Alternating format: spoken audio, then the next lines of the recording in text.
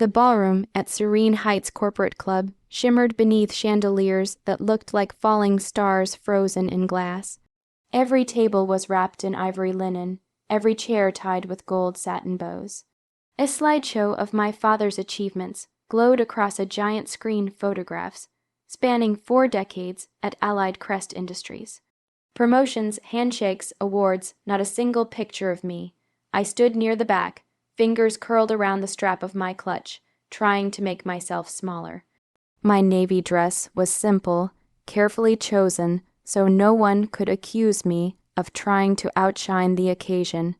That accusation had followed me my whole life. On stage, my father laughed with his colleagues, pride radiating from him like heat. Beside him stood Samir, my older brother, the family's trophy. His charcoal suit fit perfectly, just like his life seemed to. Samir, who joined a prestigious firm straight out of university. Samir, who carried our father's approval like a medal pinned to his chest. The MC tapped the microphone. Tonight we honor a man of integrity, discipline, and legacy. A man whose family must be incredibly proud. My mother's smile stretched wide and practiced. She clasped her pearls and leaned toward one of her friends. "We are proud," she said warmly. Dad adjusted his tie and began his speech. "I owe everything to my wife," he said first. Applause filled the room. Her sacrifices made my career possible. More applause. "And my son, Samir," he continued, placing a firm hand on my brother's shoulder. "He carries forward our values, our name. Cheers." I waited. I had spent years waiting for moments like this. "And my daughter." He paused just long enough for hope to bloom painfully in my chest. "Well, she's always chosen her own direction." A few polite chuckles drifted across the tables. My mother added, not quietly enough, "She's not really worth mentioning professionally." The words were soft, almost casual, but they struck like glass shattering inside me. Not worth mentioning. I felt my throat tighten, but I refused to let tears fall, not here, not tonight. I had learned long ago that crying only confirmed their quiet judgments. What none of them knew, what no one in that glittering room suspected, was that I hadn't come seeking acknowledgement. I had come prepared. As the applause faded and the CEO stepped toward the podium holding a slim black folder, a different kind of anticipation began to stir inside me. Because sometimes the quietest person in the room is the one holding the sharpest truth. And tonight that truth had my name on it.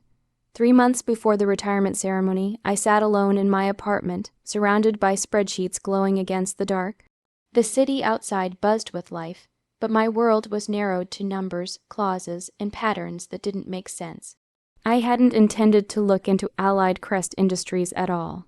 My independent consulting firm, small, discreet, built from years of quiet resilience, had been hired to review procurement processes for a third-party vendor. It was routine work, until it wasn't.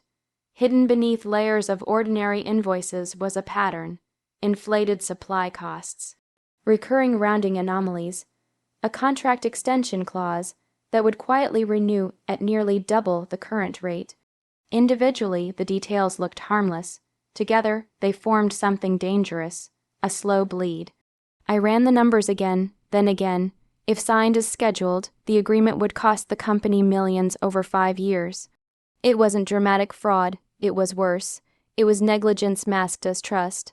I leaned back in my chair, heart pounding not from fear, but from clarity. My father had always said I lacked corporate instinct, that I was too analytical, too independent, too unwilling to play the game, yet here I was, seeing what seasoned executives had missed. For a moment, I considered calling him. I imagined his response. "Are you sure you're reading that correctly? You don't understand internal politics. Leave it to professionals."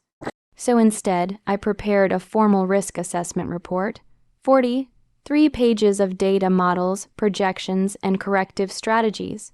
I included a digital compliance framework that could prevent similar oversights in the future, but I did not sign it as Ayesha Karim. I sent it under my firm's registered name and requested a confidential meeting with the CEO, Mr. Rahman. When I stepped into his office days later, he studied me carefully. He had already read the file. "You're Karim's daughter," he said, not as a question. Yes, he leaned back in his chair, Does he know about this? No. And why not? I held his gaze. Because if I'm right, the company benefits, and if I'm wrong, I don't want it to reflect on him. Silence stretched between us. You've outlined savings of nearly 18% over 5 years. He finally said, "That's not minor. It's necessary," I replied. Over the next weeks, I worked quietly with the executive team. Contracts were renegotiated, safeguards implemented. The dangerous clause was dissolved before it could activate. No one in my family knew. At dinner, my father spoke proudly about preparations for his retirement. Samir discussed his own promotion. My mother praised stability and reputation. And I nodded, carrying a secret that could either protect my father's legacy or redefine it. I didn't need applause, but I did need the truth to exist, and soon it would. The ballroom felt smaller when Mr. Rahman stepped back to the microphone, the black folder steady in his hands. Conversations faded into whispers. Crystal glasses hovered midair. My father stood beside him, still glowing from the applause of his farewell speech, unaware that the ground beneath his legacy was about to shift. At Allied Crest Industries, Mr. Rahman began, "We value loyalty, but we value foresight even more." He opened the folder slowly. "This report," he continued, "was submitted to my office 3 months ago. It identified a procurement oversight that would have cost this company 22 million rupees over 5 years. The number rippled through the room like a shockwave. My father's smile faltered. Samir straightened, confusion clouding his face. My mother's fingers tightened around her clutch. Mr. Rahman looked up from the pages. What impressed me most wasn't just the financial projection. It was the precision, the integrity, and the fact that the author requested no public recognition.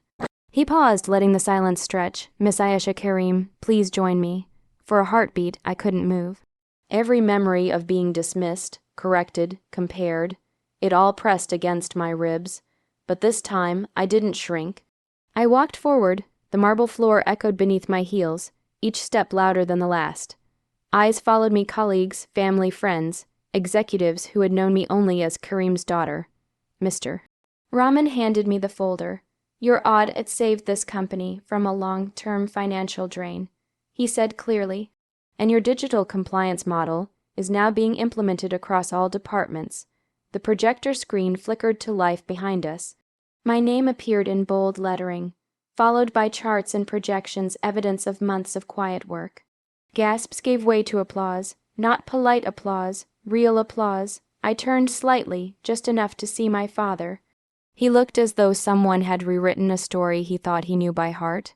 His pride, so confidently displayed minutes ago, now seemed uncertain. "You never mentioned this," he said under his breath when I stepped closer. "You never asked." I replied softly.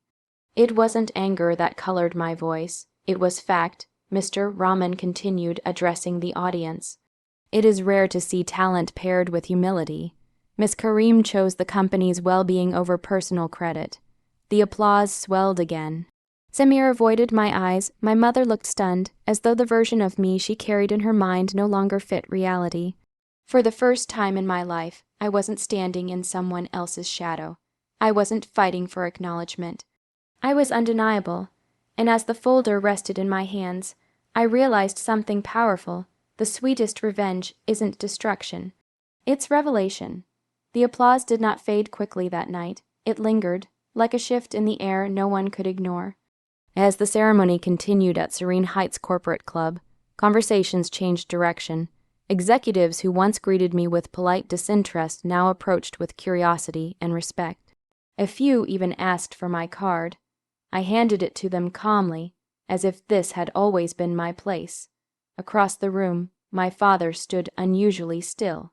For a man who had commanded meetings for decades at Allied Crest Industries, silence did not suit him. Yet tonight, silence surrounded him, not humiliating, not cruel, but reflective. When most of the guests had moved toward the buffet tables, he finally walked toward me. Up close, he looked older than he had on stage, not weaker, just human. "You should have told me," he said quietly. There was no accusation in his voice now, only something unfamiliar, regret. I tried, I answered. For years, he absorbed that without defense, The absence of an argument felt more powerful than any apology rehearsed for pride's sake. "I thought you needed guidance," he admitted after a moment. "I didn't realize you had already built your own foundation." For the first time, he wasn't speaking as a father correcting a child. He was speaking as one professional to another. That shift was everything. My mother approached next, her expression carefully composed. "We didn't know," she said softly, almost to herself. I offered a small smile. "You never asked. It wasn't said to wound." It was simply truth. Later that week, an internal company bulletin formally credited me for the strategic intervention. Mr. Rahman extended an offer for a permanent executive advisory position. I accepted, but on my terms. Independent authority, direct reporting line, no symbolic title. When I told my father, he didn't try to negotiate or advise. He nodded. "You've earned it." Days passed. The house felt different, quieter, but not tense. Samir stopped competing in subtle ways. Instead, he asked questions about my compliance model, genuinely interested. And then, at my father's final small farewell lunch with close colleagues, someone asked him what he considered his greatest achievement. He paused, not briefly, deliberately. "My daughter." He said clearly, no hesitation, no qualifier. In that moment, I understood something profound. Revenge doesn't always roar. Sometimes it stands tall and lets the world adjust its vision. I was never not worth mentioning. I was simply waiting for the right moment to be seen.